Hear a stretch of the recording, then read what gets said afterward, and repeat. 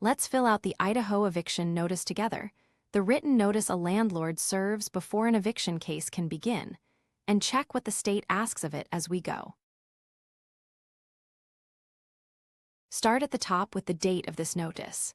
Then the landlord's name, in our example Anna Baker, and the tenant's, here Ben Carter.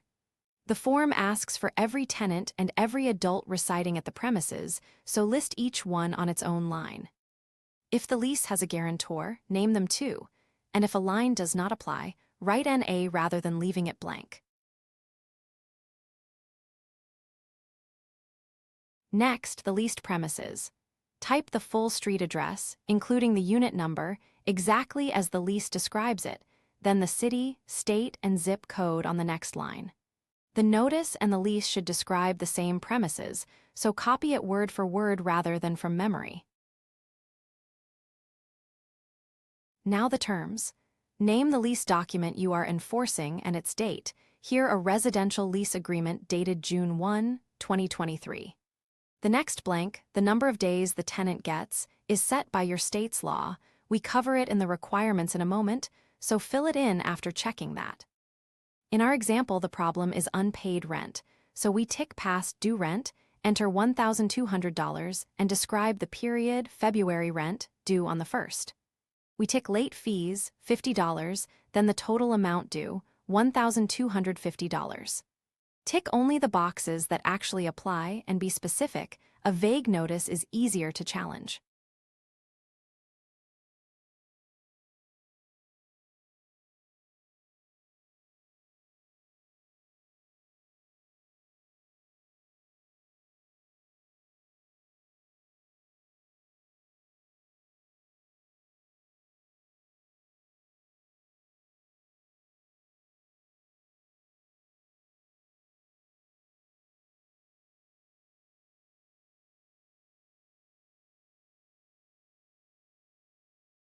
If you're dealing with an eviction situation in Idaho, here's what you need to know about the notice requirements.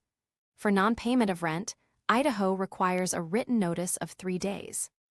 This notice must state the specific amount of rent that is due, and it gives the tenant the choice to either pay that amount or surrender possession of the property.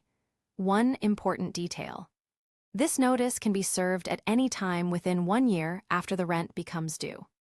If there is a subtenant actually living on the property, the notice must also be served on that subtenant, not just the primary tenant.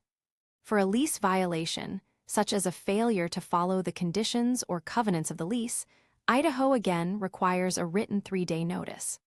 This notice must require either that the tenant correct the violation or give up possession of the property. Then the signature block. Print the landlord's name, sign on the by line, and add your title on the its line, here owner. The certificate of service records when the notice was delivered, how and to whom, complete it when you actually serve the notice, and use the notary block if your state or your attorney asks for sworn service. Keep a signed copy of everything for your records.